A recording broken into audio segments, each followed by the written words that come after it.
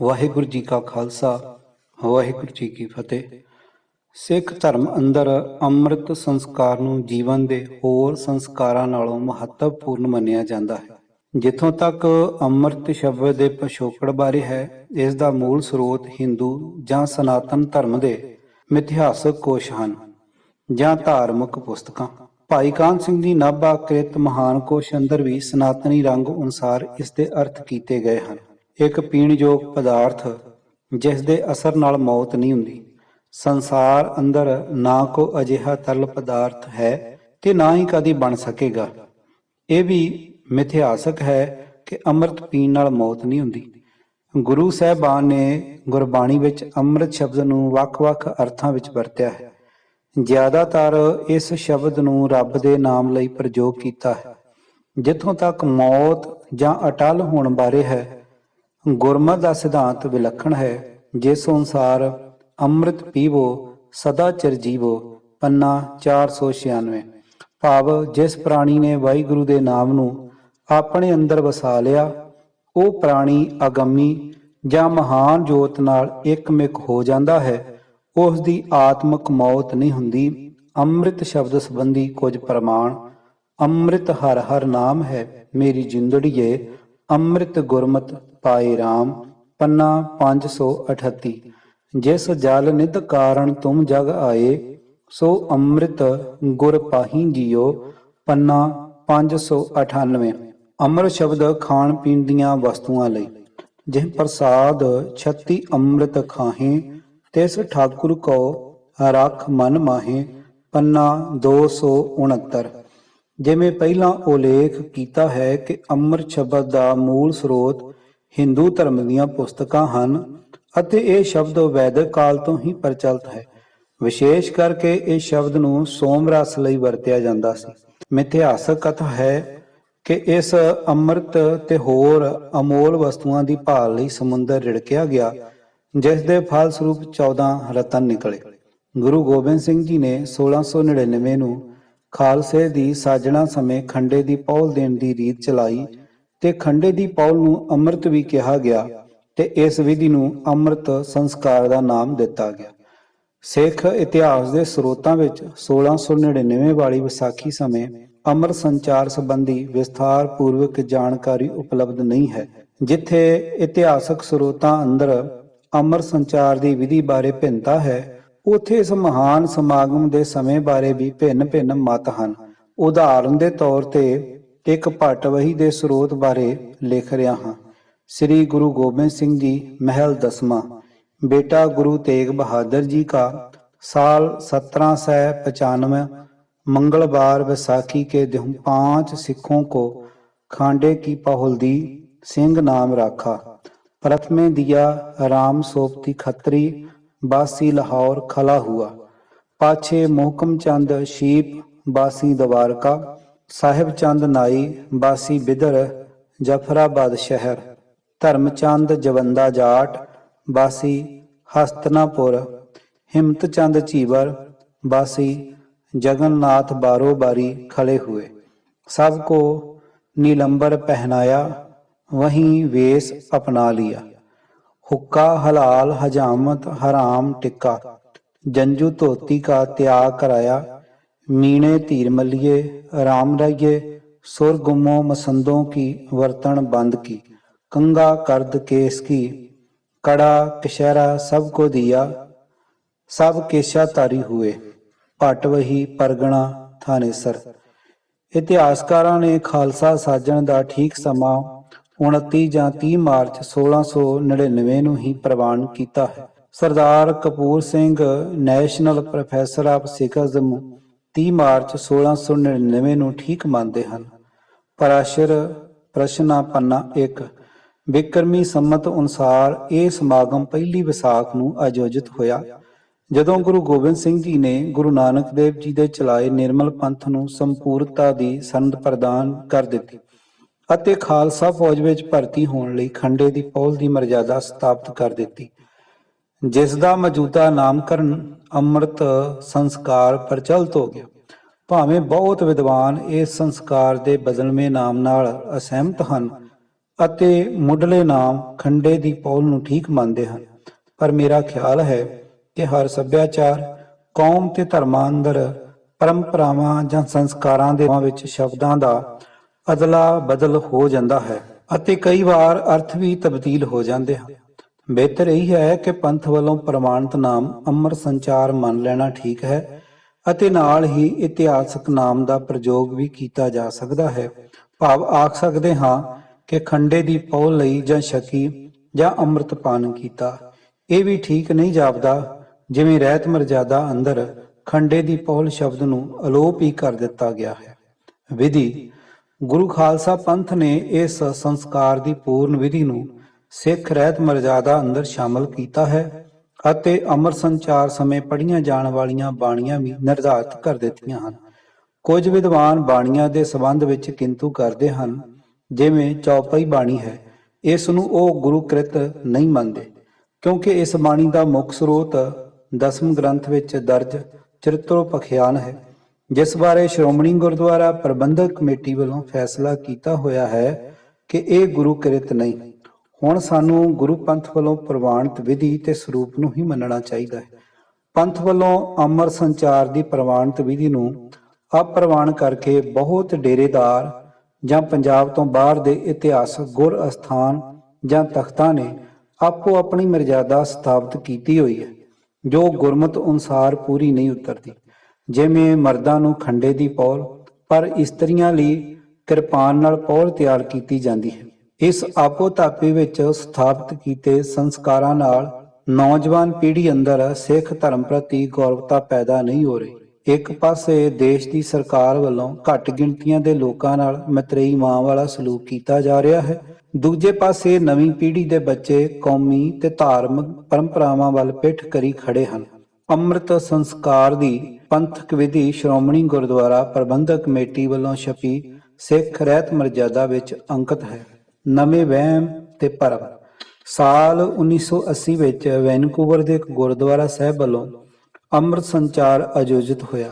ਤਿਆਰੀ ਸਮੇਂ ਪ੍ਰਬੰਧਕਾਂ ਨੇ ਇੱਕ ਕੰਬਲ ਜਿਸ ਉੱਤੇ ਸੁਨਹਿਰਾ ਟਿਕਾਉਣਾ ਸੀ ਦਿੱਤਾ ਤਾਂ ਇੱਕ ਨਵੇਂ ਸੱਜੇ ਸਿੰਘ ਨੇ ਪੁੱਛਿਆ ਕਿ ਇਹ ਕੰਬਲ ਅਣਲੱਗ ਹੈ। ਪ੍ਰਬੰਧਕਾਂ ਨੇ ਕਿਹਾ ਕਿ ਸਾਫ਼ ਹੈ, ਪਰ ਸਿੰਘ ਕਹੇ ਕਿ ਇੱਥੇ ਸਿਰਫ ਅਣਲੱਗ ਕੰਬਲ ਹੀ ਵਰਤੀਦਾ।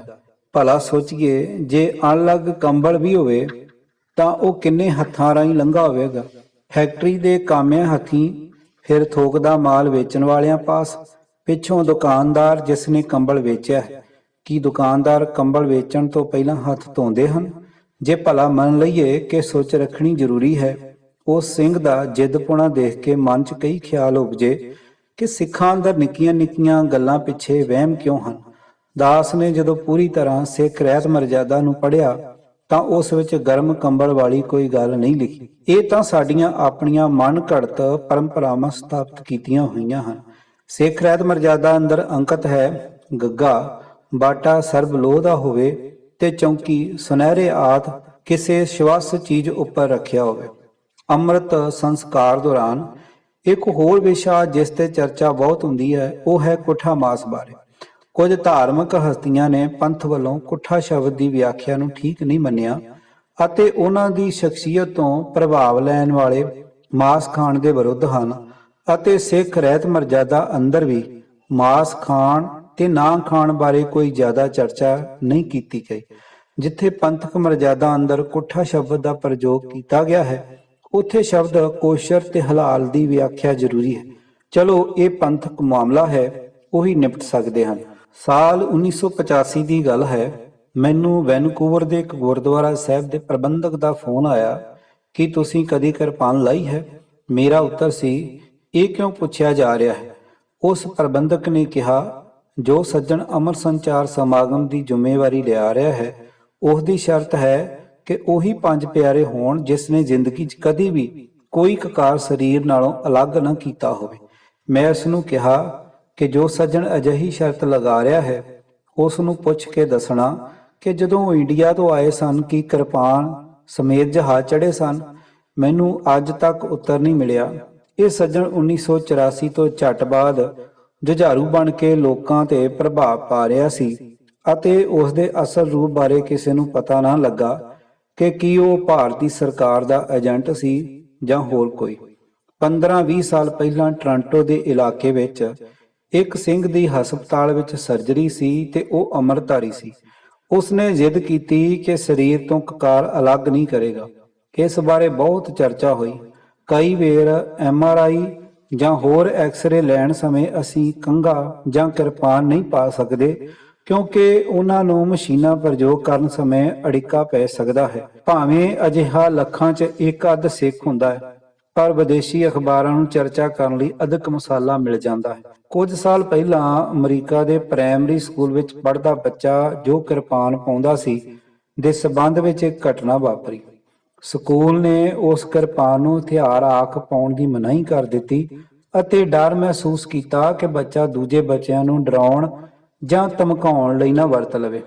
ਬੱਚੇ ਦੇ ਮਾਤਾ-ਪਿਤਾ ਵੀ ਦ੍ਰਿੜ ਸਨ ਕਿ ਬੱਚਾ ਅੰਮ੍ਰਿਤਧਾਰੀ ਹੈ ਤੇ ਕਿਰਪਾਨ ਧਾਰਨ ਕਰਨਾ ਉਸ ਦਾ ਅਧਿਕਾਰ ਹੈ। ਜੇ ਦੂਸਰੇ ਬੱਚਿਆਂ ਨੂੰ ਡਰ ਪੈਦਾ ਹੁੰਦਾ ਹੈ ਤਾਂ ਅਸੀਂ ਕਿਰਪਾਨ ਨੂੰ ਪੱਕਾ ਜਿੰਦਰਾ ਲਗਾ ਦੇਵਾਂਗੇ ਅਤੇ ਬੱਚਾ ਮਿਆਨ ਵਿੱਚੋਂ ਨਹੀਂ ਕੱਢ ਸਕੇਗਾ। ਜੇ ਸ੍ਰੀ ਸਾਹਿਬ ਮਿਆਨ ਵਿੱਚੋਂ ਕੱਢਣੀ ਨਹੀਂ ਜਾਂ ਨਿਕਲੇ ਹੀ ਨਾ ਤਾਂ ਸ਼ਸਤਰਧਾਰੀ ਹੋਣ ਦਾ ਕੀ ਮੰਤਵ? ਕੀ ਇਹ ਵਹਿਮ ਨਹੀਂ ਜਾਂ ਅਰਥਹੀਨ ਦ੍ਰਿੜਤਾ? ਪੰਥਕ ਵਿਦਵਾਨਾਂ ਨੂੰ ਇਹ ਸੰਬੰਧ ਫੈਸਲੇ ਕਰਨੇ ਜ਼ਰੂਰੀ ਹਨ, ਨਹੀਂ ਤਾਂ ਪੜ੍ਹੇ ਲਿਖੇ ਨੌਜਵਾਨ ਉਸ ਉੱਚ ਪਰੰਪਰਾ ਤੋਂ ਦੂਰ ਭੱਜਣਗੇ। ਉਦਾਹਰਨ ਦੇ ਤੌਰ ਤੇ ਜੇ ਕਿਸੇ ਨੇ ਕਕਾਰ ਪਾਏ ਹੋਣ ਅਤੇ ਉਸਨੇ ਘੋਲ ਮੁਕਾਬਲੇ, ਤੈਰਨ ਵਿੱਚ ਜਾਂ ਕੋਈ ਹੋਰ ਖੇਡ ਵਿੱਚ ਸ਼ਾਮਲ ਹੋਣਾ ਹੋਵੇ ਤਾਂ ਕਕਾਰਾਂ ਸਮੇਤ ਹਿੱਸਾ ਲੈਣਾ ਅਸੰਭਵ ਹੈ।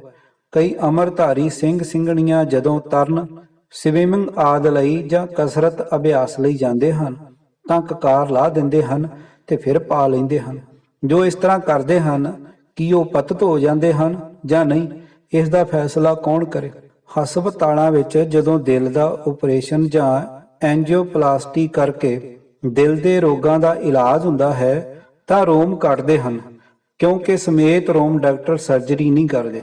ਕੀ ਉਹ ਮਰੀਜ਼ ਜਿਨ੍ਹਾਂ ਦੇ ਰੋਮ ਕੱਟੇ ਗਏ ਪਤਿਤ ਹਨ ਕਿ ਨਹੀਂ? ਕੀ ਉਹਨਾਂ ਨੂੰ ਦੁਬਾਰਾ ਅੰਮ੍ਰਿਤ ਛਕਣਾ ਜ਼ਰੂਰੀ ਹੈ? ਕਈ ਵਾਰ ਇੰਜ ਵੀ ਹੁੰਦਾ ਹੈ ਕਿ ਮਰੀਜ਼ਾਂ ਨੂੰ ਮਹੀਨੇ 'ਚ 2 ਵਾਰੀ ਜਾਂ ਵੱਧ ਆਪਣੇ ਸਰੀਰਕ ਨਿਰੀਖਣ ਲਈ ਹਸਪਤਾਲ ਜਾਣਾ ਪੈਂਦਾ ਹੈ। ਉਸ ਸਮੇਂ ਕਕਾਰ ਲਾਂਭੇ ਹੋ ਜਾਂਦੇ ਹਨ। ਕੀ ਅਜਿਹੇ ਸਮੇਂ ਕਕਾਰ ਲਾਂਭੇ ਕਰਨ ਨਾਲ ਸਿੱਖ ਪਤਿਤ ਹੋ ਜਾਂਦਾ ਹੈ ਕਿ ਨਹੀਂ? ਇਸ ਬਾਰੇ ਵਹਿਮ ਹੋਣਾ ਜਾਂ ਆਖ ਲਈਏ ਗੁਰਮਤਿ ਵਿਦਵਾਨਾਂ ਵੱਲੋਂ ਇਸ ਸੰਬੰਧੀ ਕੋਈ ਸਪਸ਼ਟਤਾ ਨਾ ਹੋਣ ਕਾਰਨ ਕਈ ਵੀਰ ਭੈਣਾਂ ਅੰਮ੍ਰਿਤ ਸਮਾਗਮਾਂ ਵਿੱਚ ਚੂਲਾ ਜਾਂ ਦੁਬਾਰਾ ਅੰਮ੍ਰਿਤ ਛਕਣ ਲਈ ਹਾਜ਼ਰ ਹੁੰਦੇ ਹਨ। ਮੇਰਾ ਆਪਣਾ ਖਿਆਲ ਹੈ ਕਿ ਅਜਿਹੀਆਂ ਪਿਰਤਾਂ ਗੁਰਮਤਿ ਅਨੁਕੂਲ ਨਹੀਂ ਹਨ। ਜੇ ਕੋਈ ਹਸਪਤਾਲ ਜਾ ਆਇਆ ਤਾਂ ਵੀ ਚੂਲਾ ਲਵੇ, ਜੇ ਜਹਾਜ਼ ਵਿੱਚ ਸਫ਼ਰ ਕੀਤਾ ਤਾਂ ਵੀ ਚੂਲਾ, ਜੇ ਗਲਤੀ ਨਾਲ ਮਾਸ ਖਾਧਾ ਗਿਆ ਤਾਂ ਵੀ ਕੁਰੈਤ ਸਮਝ ਲੈਣੀ। ਸਿੱਖ ਲਈ ਸਿਰਫ ਹਲਾਲ ਮਾਸ ਖਾਣ ਦੀ ਮਨਾਹੀ ਹੈ। ਹਲਾਲ ਮਾਸ ਉਹ ਮੁਸਲਮਾਨੀ ਤੇ ਕੋਸ਼ਰ ਯਹੂਦੀ ਤਰੀਕੇ ਨਾਲ ਬਣਿਆ ਮਾਸ। ਸਿੱਖ ਰਹਿਤ ਮਰਜ਼ਾਦਾ ਵਿੱਚ ਹਲਾਲ ਮਾਸ ਦਾ ਹੀ ਜ਼ਿਕਰ ਹੈ ਅਤੇ ਕੋਸ਼ਰ ਬਾਰੇ ਨਹੀਂ। ਹਾਲਾਂਕਿ ਕੋਸ਼ਰ ਯਹੂਦੀ ਤਰੀਕੇ ਨਾਲ ਬਣਿਆ ਮਾਸ ਤੇ ਹਲਾਲ ਵਿੱਚ ਕੋਈ ਅੰਤਰ ਨਹੀਂ। ਪੰਥ ਨੂੰ ਇਸ ਬਾਰੇ ਵੀ ਸੋਚਣਾ ਪਵੇਗਾ, ਕਿਉਂਕਿ ਸਿੱਖ ਸਾਰੇ ਸੰਸਾਰ ਵਿੱਚ ਰਹਿੰਦੇ ਹਨ। ਜੇਕਰ ਬੱਚਾ ਵੀ ਰੋਮ ਪੁੱਟ ਦੇਵੇ ਜਾਂ ਰੋਮ ਕਿਤੇ ਫਸ ਕੇ ਟੁੱਟ ਜਾਵੇ ਤਾਂ ਵੀ ਕਈ ਸੱਜਣ ਅੰਮ੍ਰਿਤ ਸਮਾਗਮ ਵਿੱਚ ਪੇਸ਼ ਹੋ ਜਾਂਦੇ ਹਨ। ਤਨਖਾਹ ਲਗਾਉਣ ਬਾਰੇ ਵੀ ਕਈ ਥਾਈਂ ਸਪਸ਼ਟਤਾ ਨਹੀਂ ਹੁੰਦੀ। 2-3 ਸਾਲ ਪਹਿਲਾਂ ਸਰੀ ਕੈਨੇਡਾ ਵਿੱਚ ਕੀਰਤਨ ਦਰਬਾਰ ਹੋ ਰਿਹਾ ਸੀ। ਕੀਰਤਨ ਦੌਰਾਨ 2-3 ਸਿੰਘ ਅਮਰ ਸੰਚਾਰ ਸਮਾਗਮ ਕਰਨ ਵਾਲੇ ਪਿਆਰਿਆਂ ਦੀ ਵਰਦੀ ਵਿੱਚ ਇੱਕ ਸਿੰਘ ਨੂੰ ਫੜੀ ਲਿਆਉਣ। ਉਹ ਸਿੰਘ ਦੇ ਹੱਥ ਪਿੱਛੇ ਕਰਕੇ ਪਰਨੇ ਨਾਲ ਬੰਨੇ ਹੋਏ ਸਨ ਤੇ ਉਸ ਨੂੰ ਮੱਥਾ ਟੇਕਣ ਲਈ ਕਿਹਾ ਗਿਆ ਤਾਂ ਉਸ ਨੂੰ ਮੱਥਾ ਟੇਕ ਕੇ ਉੱਠਣਾ ਬਹੁਤ ਹੀ ਔਖਾ ਸੀ, ਕਿਉਂਕਿ ਉਸ ਦੇ ਹੱਥ ਪਿੱਛੇ ਬੰਨੇ ਹੋਏ ਸਨ। ਇਹ ਦ੍ਰਿਸ਼ ਇੰਜ ਸੀ ਜਿਵੇਂ ਪੁਲਿਸ ਵਾਲੇ ਮੁਜਰਮ ਨੂੰ ਹੱਥ ਕੜੀ ਲਾ ਕੇ ਕਚਹਿਰੀ ਵਿੱਚ ਪੇਸ਼ ਕਰਦੇ ਹਨ। ਸੰਗਤ ਦੀ ਬਿਰਤੀ ਟੁੱਟ ਗਈ ਤੇ ਸਾਰੀ ਸੰਗਤ ਉਹ ਸਿੰਘ ਅਤੇ ਉਸ ਨੂੰ ਫੜ ਕੇ ਲਿਆਉਣ ਵਾਲੇ ਸਿੰਘਾਂ ਵੱਲ ਵੇਖਣ ਲੱਗ ਪਈ। ਉਸ ਸਮੇਂ ਕੁਸਰ-ਮੁਸਰ ਹੋਣੀ ਸ਼ੁਰੂ ਹੋਈ ਤੇ ਕੀਰਤਨੀਏ ਵੀ ਕੀਰਤਨ ਤੋਂ ਉੱਕ ਗਏ। ਉਸ ਸਮੇਂ ਹੋਰ ਥਾਂ ਅਮਰ ਸੰਚਾਰ ਹੋ ਰਿਹਾ ਸੀ। ਸਵਾਲ ਉੱਠਦਾ ਹੈ ਕਿ ਉਸ ਸਿੰਘ ਦਾ ਕੀ ਦੋਸ਼ ਜਿਸ ਨੂੰ ਨੂੜ ਕੇ ਗੁਰੂ ਦਰਬਾਰ ਲਿਆਂਦਾ ਗਿਆ? ਕੀ ਅੰਮ੍ਰਿਤ ਸਮਾਗਮ ਵਿੱਚ ਗੁਰੂ ਗ੍ਰੰਥ ਸਾਹਿਬ ਪ੍ਰਕਾਸ਼ ਨਹੀਂ ਸੀ, ਜਾਂ ਫਿਰ ਉਸ ਸਿੰਘ ਨੂੰ ਦੋਸ਼ੀ ਪ੍ਰਗਟਾਉਣ ਲਈ ਜਾਂ ਉਸ ਦੀ ਬਦਨਾਮੀ ਕਰਨ ਲਈ ਉਚੇਚੇ ਤੌਰ ਤੇ ਕੀਤਾ ਗਿਆ? ਜੇ ਇਸ ਤਰ੍ਹਾਂ ਦੀ ਕੋਈ ਸਜ਼ਾ ਦੇਣ ਦੀ ਕੋਈ ਪਰੰਪਰਾ ਨਹੀਂ ਹੈ ਤਾਂ ਨਵੀਆਂ ਪਿਰਤਾਂ ਵਾਲੇ ਕੌਣ ਹਨ? ਇਹ ਬਹੁਤ ਹੀ ਜ਼ਰੂਰੀ ਹੈ ਕਿ ਪੰਜਾਂ ਪਿਆਰਿਆਂ ਦੀ ਸੇਵਾ ਵਿੱਚ ਭਾਗ ਲੈਣ ਵਾਲੇ ਜਿੱਥੇ ਗੁਰਮੁਖ ਬਿਰਤੀ ਰੱਖਦੇ ਹੋਣ, ਉਸ ਦੇ ਨਾਲ ਕਈ ਗੁੰਝਲਦਾਰ ਮਸਲੇ ਜਾਂ ਸਮੱਸਿਆਵਾਂ ਨੂੰ ਹੱਲ ਕਰਨ ਦੇ ਯੋਗ ਹੋਣ। ਪਿੱਛੇ ਜਿਹੇ ਅੰਮ੍ਰਿਤ ਸੰਚਾਰ ਵਿੱਚ ਇੱਕ ਬੀਬੀ ਦੁਬਾਰਾ ਅੰਮ੍ਰਿਤ ਛਕਣ ਲਈ ਹਾਜ਼ਰ ਹੋਈ। ਉਸ ਬੀਬੀ ਨੇ ਇਕਬਾਲ ਕੀਤਾ ਕਿ ਉਸ ਪਾਸੋਂ ਬੱਜਰ ਕੁਰੈਤ ਹੋਈ, ਪਰ ਪੰਜਾਂ ਪਿਆਰਿਆਂ ਵਿੱਚੋਂ ਕੁਝ ਨੇ ਬੱਜਰ ਕੁਰੈਤ ਦੀ ਵਿਸਤਾਰ ਨੂੰ ਜਾਣਨਾ ਚਾਹਿਆ ਅਤੇ ਰੋ ਕੇ ਬੀਬੀ ਨੇ ਦੱਸ ਦਿੱਤਾ ਅਤੇ ਇਸ ਭੇਦ ਨੂੰ ਕਿਸੇ ਪੰਜਾਂ ਪਿਆਰਾਂ 'ਚ ਸ਼ਾਮਲ ਹੋਣ ਵਾਲੇ ਸਿੰਘ ਨੇ ਬਾਹਰ ਕੱਢ ਦਿੱਤਾ। ਜਦੋਂ ਇਸ ਗੱਲ ਬਾਰੇ ਬੀਬੀ ਦੇ ਪਤੀ ਨੂੰ ਪਤਾ ਲੱਗਾ ਤਾਂ ਉਸਨੇ ਤਲਾਕ ਦੇ ਦਿੱਤਾ। ਉਸ ਬੀਬੀ ਨੇ ਆਪਣੇ ਜੀਵਨ ਨੂੰ ਉੱਚਾ ਰੱਖਣ ਲਈ ਪ੍ਰਣ ਕੀਤਾ ਸੀ, ਪਰ ਮੁਆਫੀ ਪ੍ਰਾਪਤ ਨਾ ਹੋ ਸਕੀ। ਅਸੀਂ ਇਹ ਦੇਖਣਾ ਹੈ ਕਿ ਇਸ ਪਿੱਛੇ ਕਸੂਰ ਕਿਸਦਾ ਹੈ। ਉਹਨਾਂ ਸਿੰਘਾਂ ਨੂੰ ਕੀ ਹੱਕ ਸੀ ਕਿ ਜੋ ਭੇਤ ਬੰਦ ਕਮਰੇ ਵਿੱਚ ਦੱਸਿਆ ਗਿਆ ਉਸ ਦੀ ਚਰਚਾ ਕੀਤੀ ਜਾਵੇ, ਅਤੇ ਸਾਨੂੰ ਵੀ ਇਸ਼ਾਰਾ ਸਮਝਣਾ ਚਾਹੀਦਾ ਹੈ ਕਿ ਜੋ ਇਨਸਾਨ ਇਤਨਾ ਹੀ ਆਖ ਦੇਵੇ ਕਿ ਭੁੱਲ ਹੋਈ ਹੈ ਤਾਂ ਉਸ ਭੁੱਲ ਦੇ ਵਿਸਤਾਰ ਵਿੱਚ ਨਾ ਜਾਓ। ਉਹ ਬੀਬੀ ਤਾਂ ਭੁੱਲ ਬਖਸ਼ਾਉਂਦੀ ਹੋਈ ਵੀ ਦੁਰਕਾਰੀ ਗਈ। ਭੁੱਲ ਮੰਨ ਲੈਣ ਵਾਲਾ ਤੇ ਬਖਸ਼ਾਉਣ ਵਾਲਾ ਵਿਅਕਤੀ ਉੱਚ ਜਿਗਰੇ ਵਾਲਾ ਹੁੰਦਾ ਹੈ। ਜੋ ਬਖਸ਼ ਦੇਵੇ ਉਹ ਉਸ ਤੋਂ ਵੀ ਮਹਾਨ। ਸਾਲ 2003 ਵਿੱਚ ਸਵੈ ਪ੍ਰਵਾਨਿਤ ਸ਼੍ਰੋਮਣੀ ਸੰਤ ਕਥਾ ਕਰਦੇ ਆਖ ਗਏ, ਦੇਖੋ ਕਈ ਪੜ੍ਹੇ ਲਿਖੇ ਆਖ ਰਹੇ ਹਨ ਕਿ ਪੰਥ ਕ੍ਰੈਤ ਮਰਜ਼ਾਦਾ ਅਨੁਸਾਰ ਅੰਮ੍ਰਿਤ ਸੰਚਾਰ ਸਮੇਂ ਪੰਜਾਂ ਪਿਆਰਿਆਂ ਵਿੱਚ ਬੀਬੀਆਂ ਵੀ ਸ਼ਾਮਲ ਹੋ ਸਕਦੀਆਂ ਹਨ, ਪਰ ਮੈਂ ਤਾਂ ਕਿਸੇ ਬੀਬੀ ਨਾਲ ਸ਼ਾਮਲ ਨਹੀਂ ਹੋ ਸਕਦਾ। ਜੇ ਮੇਰੇ ਵਰਗੇ ਦਾ ਗੋਡਾ ਬੀਬੀ ਨਾਲ ਲੱਗ ਜਾਵੇ ਤਾਂ ਮੇਰਾ ਚਿੱਤ ਤਾਂ ਡੋਲ ਸਕਦਾ ਹੈ। ਇਹ ਬਾਬਾ ਸ਼੍ਰੋਮਣੀ ਸੰਤ ਮੰਨਿਆ ਜਾਂਦਾ ਹੈ ਤੇ ਹਜ਼ਾਰਾਂ ਲੋਕਾਂ ਨੂੰ ਅੰਮ੍ਰਿਤ ਛਕਾਉਂਦਾ ਹੈ, ਪਰ ਮਨ ਕਰਕੇ ਬਹੁਤ ਕਮਜ਼ੋਰ ਹੈ। ਭਾਵ ਜੀਵਨ ਪੱਧਰ ਤੇ ਮਾਨਸਿਕ ਸੋਚ ਘਟੀਆ ਹੈ। ਜਿਸ ਇਨਸਾਨ ਨੇ ਆਪਣੇ ਮਨ ਨੂੰ ਨਹੀਂ ਸਾਧਿਆ ਉਹ ਸਾਧ ਕਿਵੇਂ ਹੈ? ਪਰ ਲੋਕ ਅੰਨੀ ਸ਼ਰਧਾ ਅਧੀਨ ਉਸ ਦੀ ਚਰਨ ਰੇਣ ਲਈ ਤਰਸਦੇ ਹਨ। ਸਾਲ 1985 ਦੌਰਾਨ ਮੇਰੇ ਨਗਰ ਵਿੱਚ ਇੱਕ ਡੇਰੇਦਾਰ ਵੱਲੋਂ ਅੰਮ੍ਰਿਤ ਸੰਚਾਰ ਸਮਾਗਮ ਆਯੋਜਿਤ ਹੋਇਆ।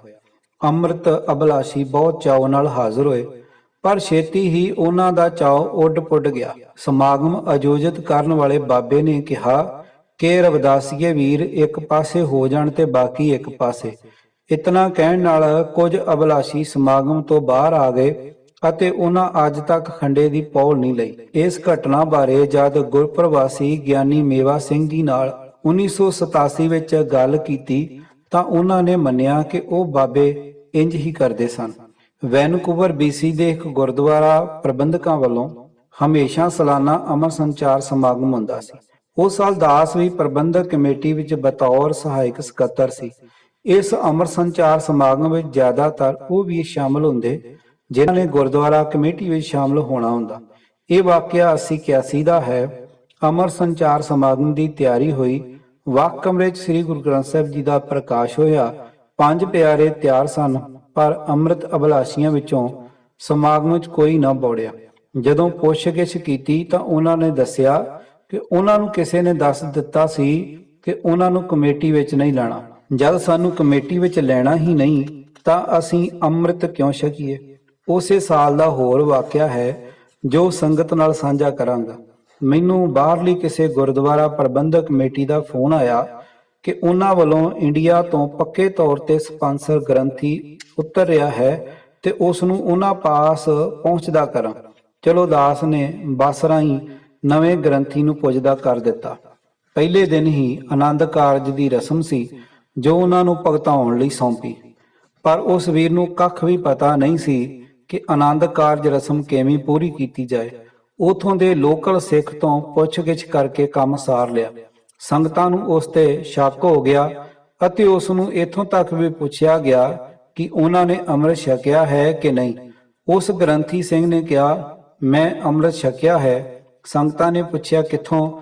ਉਸ ਨੇ ਉੱਤਰ ਦਿੱਤਾ, ਮੈਂ ਤੇ ਨਰਿੰਦਰ ਬੀਬਾ ਨੇ ਪਟਨਾ ਸਾਹਿਬ ਇਕੱਠਿਆਂ ਅੰਮ੍ਰਿਤ ਛਕਿਆ। ਸੰਗਤਾਂ ਦਾ ਹਾਸਾ ਨਾ ਰੁਕੇ, ਕਿਉਂਕਿ ਨਰਿੰਦਰ ਬੀਬਾ ਤਾਂ ਗੀਤ ਗਾਉਣ ਵਾਲੀ ਸੀ ਤੇ ਆਖਣਾ ਕਿ ਉਸ ਨਾਲ ਛਕਿਆ ਤੇ ਮਖੌਲ ਵਾਂਗੂ ਲੱਗਿਆ। ਇਸ ਬਾਰੇ ਦਾਸ ਨੇ ਪੁੱਛ-ਗਿੱਛ ਕੀਤੀ ਤਾਂ ਇੱਕ ਰਾਗੀ ਜਥੇ ਨੇ ਸਾਰੀ ਗੱਲ ਦੱਸੀ ਜੋ ਉਸ ਸਮੇਂ ਪਟਨਾ ਸਾਹਿਬ ਹਾਜ਼ਰ ਸੀ।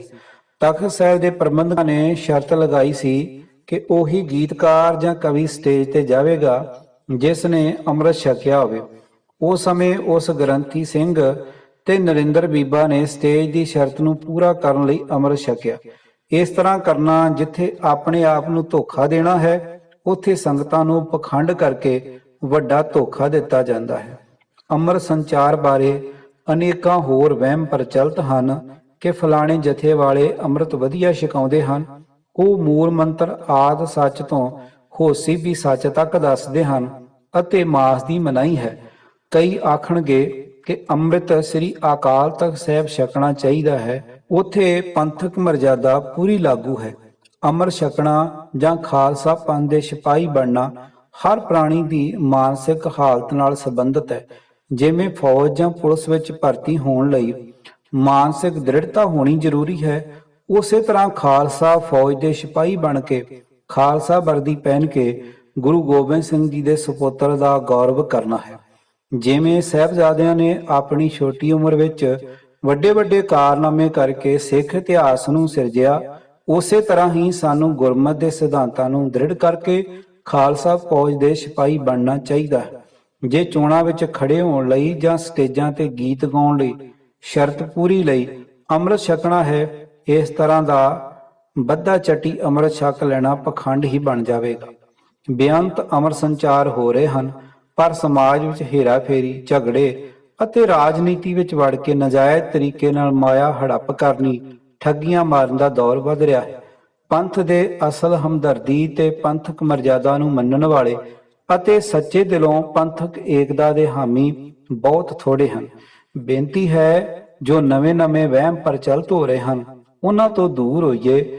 ਕੋਈ ਵੀ ਵਿਅਕਤੀ ਜਾਂ ਅਭਿਲਾਸ਼ੀ ਭਾਵੇਂ ਕਿਤੇ ਜਾ ਕੇ ਅੰਮ੍ਰਿਤ ਛਕੇ ਜਾਂ ਖਾਲਸਾ ਫੌਜ ਵਿੱਚ ਭਰਤੀ ਹੋਵੇ, ਤਾਂ ਸਾਨੂੰ ਇੰਨਾ ਸੁਚੇਤ ਹੋਣਾ ਚਾਹੀਦਾ ਹੈ ਕਿ ਉਸੇ ਅੰਮ੍ਰਿਤ ਸੰਚਾਰ ਪੰਥਕ ਵਿਧੀ ਅਨੁਸਾਰ ਹੋਵੇ।